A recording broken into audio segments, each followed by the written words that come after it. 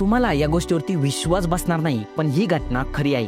तर फ्रान्समध्ये एक बाई होती मॅडम बायर, आणि ती पूर्णपणे आंधळी होती. डॉक्टरांनी सांगितलं होतं की तिच्या ऑप्टिक नर्व डॅमेज झाले आहेत, म्हणजे डोळ्यामधून येणारे सिग्नल मेंदूपर्यंत पोहोचू शकत नाही, आणि म्हणूनच तिला पुन्हा दिसणं काही शक्य नव्हतं. आणि सगळ्यांना हे असंच वाटत होतं. पण एक दिवस ती फ्रान्समधल्या ग्रोटो ऑफ मिसाब नावाच्या एका धार्मिक ठिकाणी गेली, जिथं लाखो लोक पवित्र पाणी पिण्यासाठी येतात. आणि जेव्हा तिने पवित्र पाणी पिलं तेव्हा तिला दिसायला लागलं. डॉक्टर आणि तिचं कुटुंब सगळेच थक्क झाले. तपासणी केली, पण रिपोर्ट्स मध्ये अजूनही ऑप्टिक नर्व डॅमेजच दाखवत होते. पण तरी सुद्धा ती व्यवस्थित बघू शकत होती, आणि कुणालाच समजलं नाही की हे नेमकं शक्य कसं झालं.